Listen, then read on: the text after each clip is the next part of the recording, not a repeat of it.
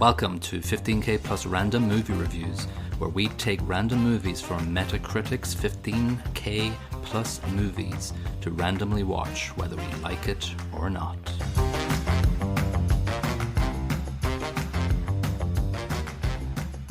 Hello and welcome to episode 4 of 15K Plus Random Movie Reviews. This is Colin.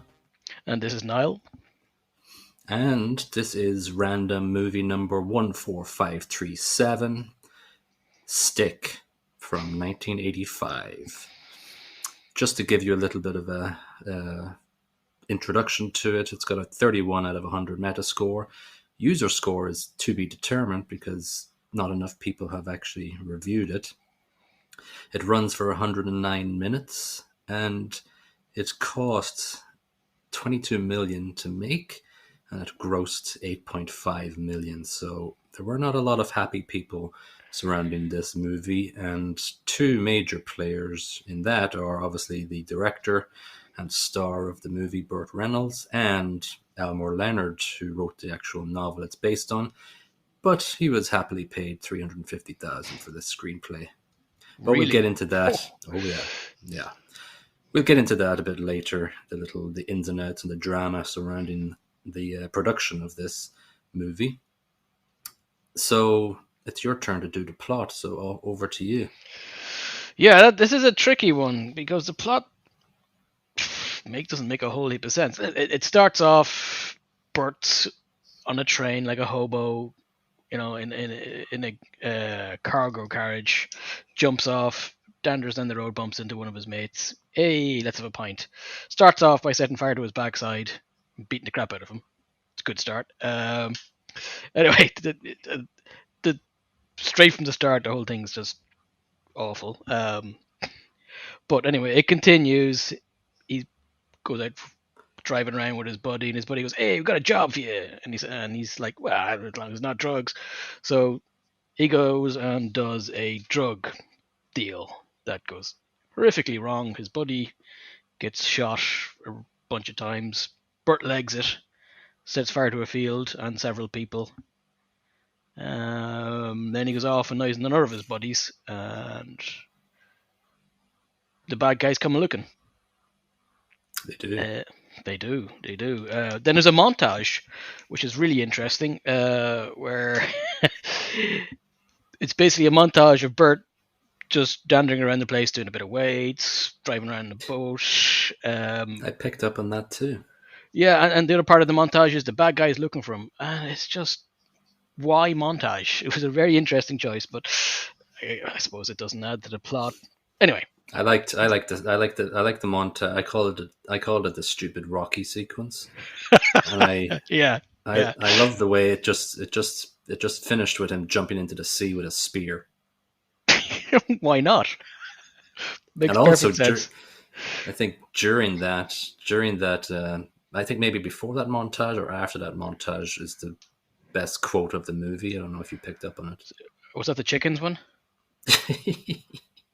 Yes. Was it? I've got it written down because I didn't want to forget it. It looks like they ran out of chickens. What an amazing line! When I heard that, I was like, yes, that's quote of the day. Yeah, best part of the movie, sure. right there. And it wasn't really that funny either. He wasn't doing it for a laugh. He was actually serious. It was unintentionally hilarious. But yeah, anyway, I digress on the whole plot thing, if there is any. Bad guys come looking, something about his daughter, who he doesn't want to see, but he sees her anyway. Then the bad guys, he sees the bad guys, and he talks to his mate and says, "Oh, these bad guys are coming." And he says, "Why don't you hang out with," his buddy says, "Why don't you hang out with bad guy number 2's buddy who's rich? Then you can get at him." Barry. Ably played by George Segal, who hated the way he played it. Hated it. I actually kind of like George Segal, but in this, he just hams it up to 110%, and it's just awful. Pure and utter terrible. Anyway, he's a terrible, rubbish caricature of a rich dude. There's little more definition to his character given than that, other than he likes hanging out with crooks. So he's completely two-dimensional, like every other character in it. Anyway, he hires Burt because, he's being a dick to him, and he says, "Hey, I like you." Makes perfect sense in an 80s movie, I guess. Bad guys figure out he's working for his friend, leaves him alone for a bit.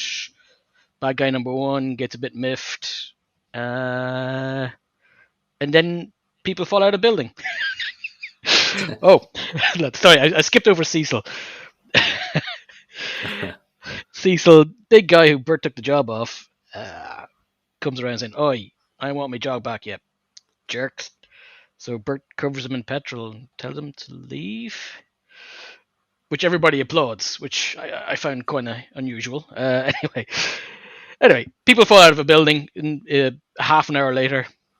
Oh, actually, just to circle back to something you said at the start, I don't know which version I watched, but my version was an hour and 45 minutes. I must have got the director's cut. Oh. So I got an extra nearly 40 minutes of fun on this one. I really regret all of that. I may have seen stuff that you didn't want to see. I didn't want to see credits. Maybe. It was shocking. Anyway, sorry. Yeah. Oh, bad guy number one is also into voodoo. I'm not sure what it added to this movie, but there was that weird element. Yeah, I can't really give much to the plot other than that. He, the two tertiary bad guys in a confrontation, they just jump out of a building. And what I loved there was how it was shot. It was basically, obviously, two dummies just flung out of a large hotel, which looks amazing.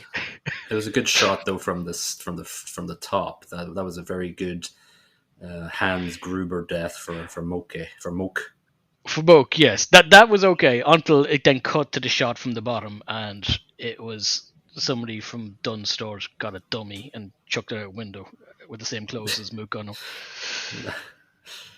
So why did they fall out the? See, that's the thing. It's a very muddy plot. It gets muddy near the end. And Burt Reynolds said this. He said he gave the movie as Elmer Leonard wrote the screenplay. The producers saw it and said, "Nope, we're going to reshoot the second half of the movie." So it gets to that point where you actually don't know. Like, he's looking for $5,000, Burt Reynolds, from Chucky. But that makes no sense either. Well, it keeps on going on, and then you think he's made friends with Nestor, but then Nestor sends Mocha after him and Chucky and says, "Get rid of him," and then that's pretty much, they fall over the building because Chucky wants his drugs back, and then Stick goes, "All right, I'm going to Nestor's gaff and I'm going to get rid of them all in the old-fashioned way." Then suddenly his daughter turns up at Nestor's place, but he tells her to get down, and she does, shoots everybody. Yeah, and then it's the end, and then it's nearly the end, and then two cars meet in the middle of the motorway. The car phone scene was terrible, beautiful, romantic. That's what I got out of that.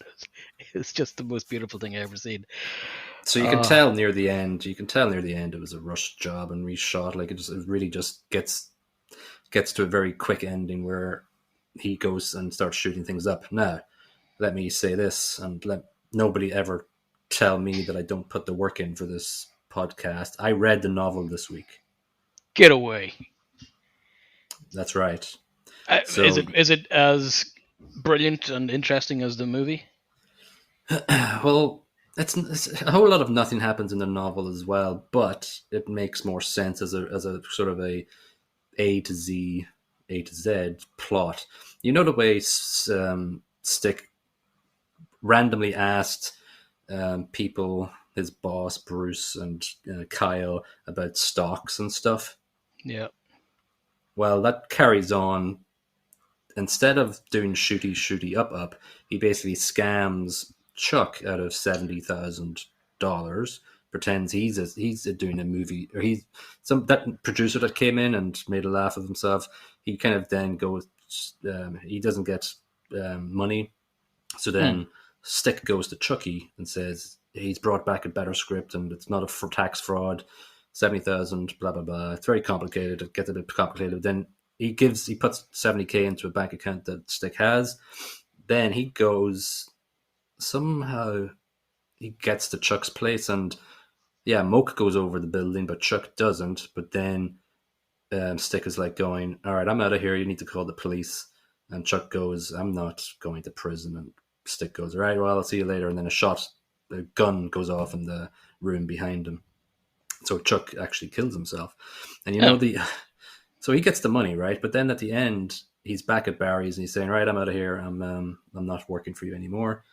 And then he says, oh, before you go, this lawyer's letter came for you today. It's from your ex-wife. She wants $10,000 for every 7 years that you weren't around for your daughter. That's $70,000. And then the last sentence of the story book just confused me, and I couldn't find anybody on the internet to actually explain this last sentence. He hears this and he walks around, and basically the last sentence of the novel goes, Stick walks around to the other side of the car garage. There you are, Stick thought. I don't know what it was there. I'm assuming it was the car. I'm only guessing from the movie that he had a bit of a graw for the English car he was driving. I don't know. Because he went out of his way to say bonnet for some reason in the movie. Because it was a Rolls Royce. Yeah. But so we've confused everybody with the novel story, but that gives a good background because the whole entire plot changed and nobody was happy with it. Elmer Leonard hated the way it was done. Burt Reynolds said the first half is his, the second half is a studio. And Reynolds was devastated after, and he wouldn't direct for another 5 years or something after it. So, well, if the first half was his, I actually thought the first half was almost worse than the second half. Nothing really happened. Yeah, at least some things started happening in the second half. Some things I just want to point out that stuck out in my mind as well. That just were a bit. You just kind of look at it and go, "What just happened?" Toilet Spider-Man. Yeah. Why was he? And why didn't he jump on him? Why didn't he drop on him when the guy walked in the door? Why did he wait till the guy turned around and started to leave, giving him an ample chance to see Burt Reynolds, who's wearing dark clothes against a bright ceiling? And God. Another one that stood out to me near the end was just hyper violence and the way Moke just punched the maid in the face. Yeah, that wasn't really. Oh, what I liked about that scene was when he shot the other guy. What was his name now?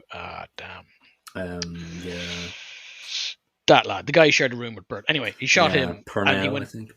Cornell, that's it. And he went back about 30 foot, which was quite impressive. Yes. from a handgun. I think it was a 50 Magnum, so maybe it's accurate. It just puts a hole in you. It doesn't make you fly into orbit. Anyway, right. We spent 13 minutes on the plot, and we shouldn't have given this much time to the plot. I gave it 1 out of 5. That is an exact match what I gave it, and I was feeling generous with that one. Yeah. All right. So I think hand in hand with the plot was acting. I think nobody really gave a good turn here. It's very weird. It felt very ad-libby at times. It felt like Burt Reynolds, the director, just kind of said, all right, let's just have a conversation, because it was very casual, very, very strange way they it was really annoying because while these aren't top-of-the-range actors, there were some good players in here. Oh, yeah. Like Charles Durning, yes. That was one of the bad guys, was shockingly bad, and he's been quite good in a lot. Like I remember in, what was it, June, the Lynch version of it back in the late 70s. He played a excellent Duke Harkonnen. Really, really scary, intimidating guy, like a fantastic bad guy. This shocking, as we mentioned. Terrible. Oh, just rubbish. George Segal, He's done Not loads of good. stuff. But in this, again, terrible. Candice Bergen, two-dimensional, pointless character, didn't add anything to the story. Nothing, and like, Mm. yeah, because the whole scam stock thing didn't go anywhere. Her role was pointless, basically. Oh, The absolutely. just to before we move on, just because Charles Durning, he has had 2 Oscar nominations for Best Little Whorehouse in the West, I think it's called, and To Be or Not to Be, and he was in Lethal Weapon too. He Not was. two, Lethal Weapon, the first one.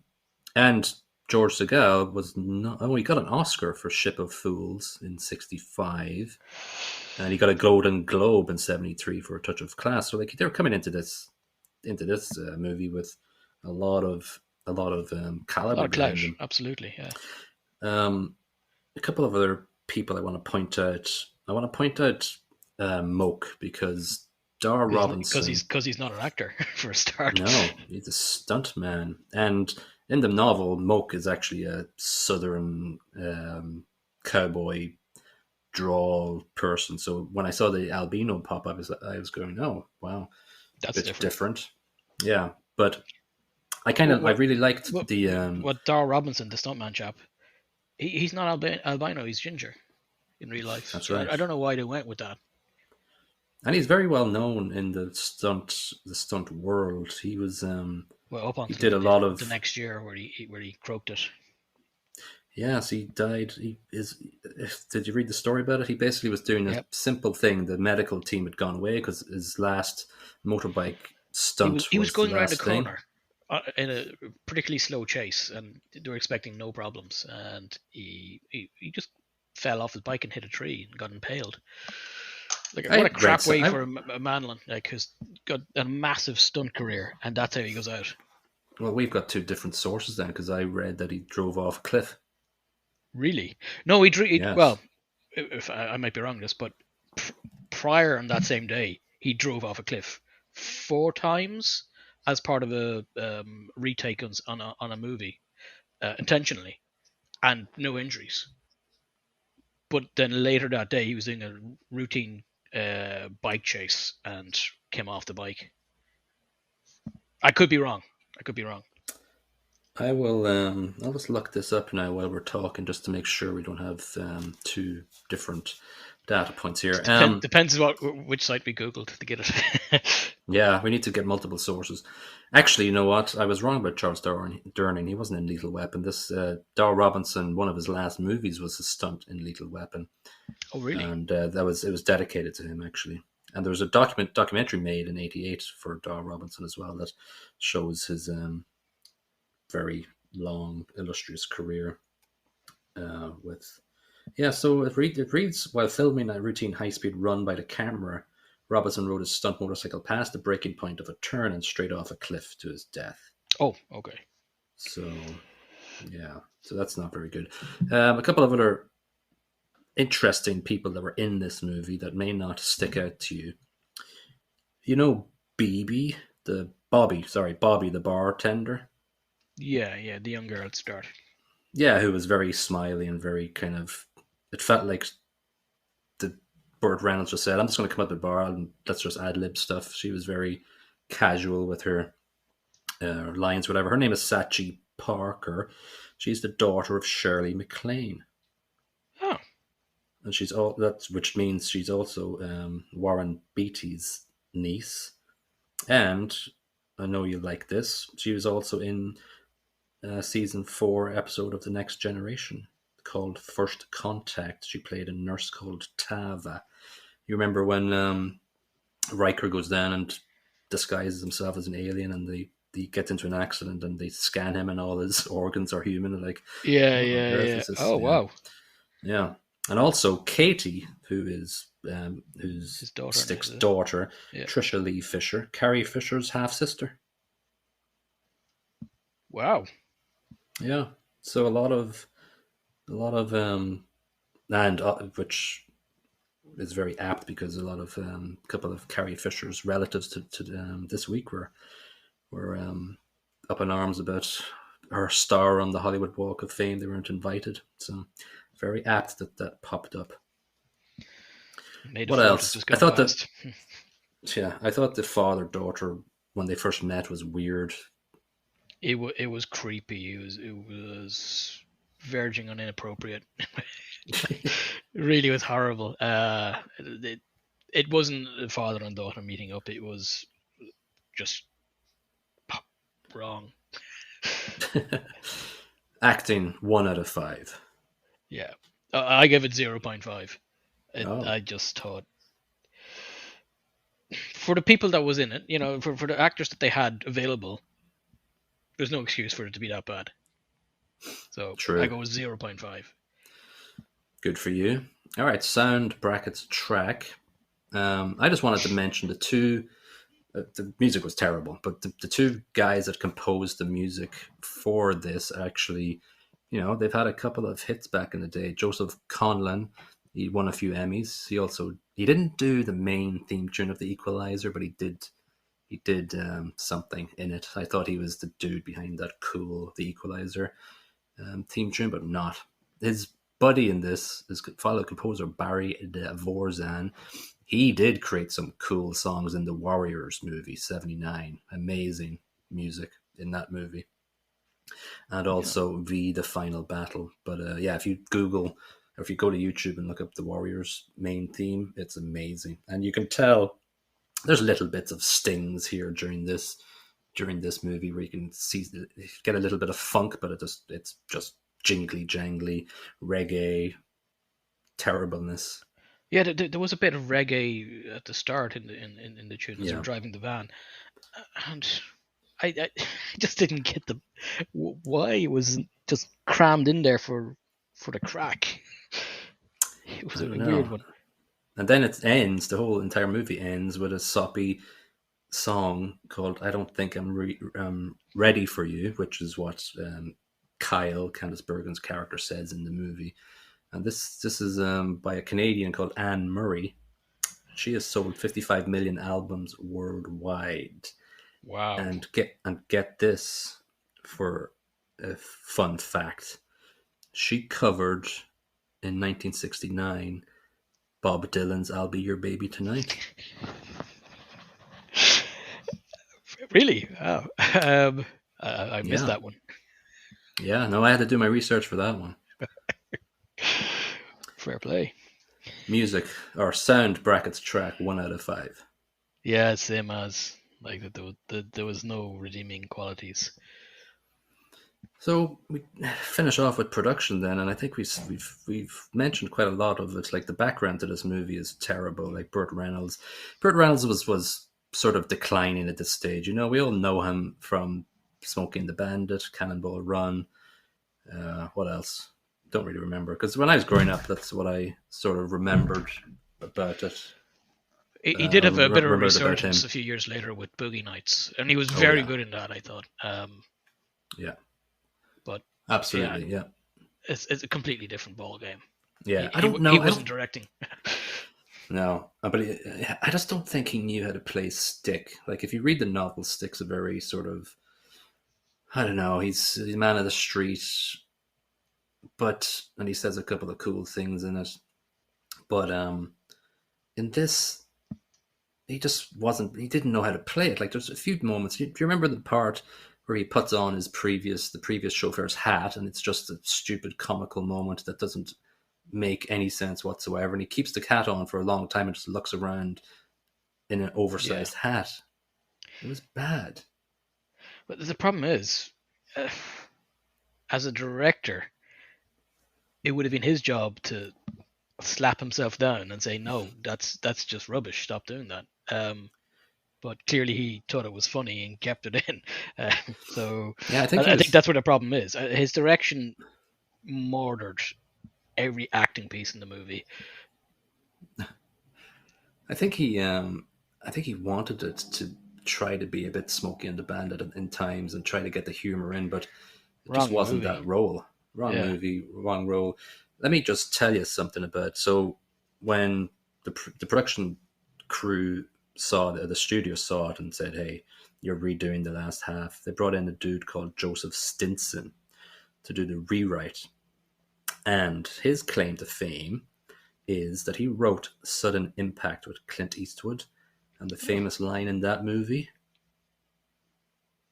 You'll have to "Go tell me. ahead, make my Make my day." day. Yeah. So Nice. he couldn't make his day with this movie or anybody else's day with the rewrite of this movie, but we can remember him for that one.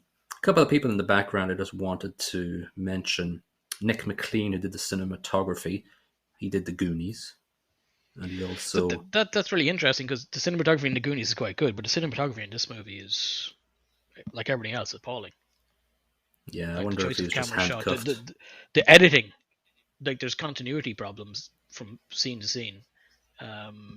There's jumps in camera shots where it just does not flow. Yeah, it's he didn't do a good job today on this one.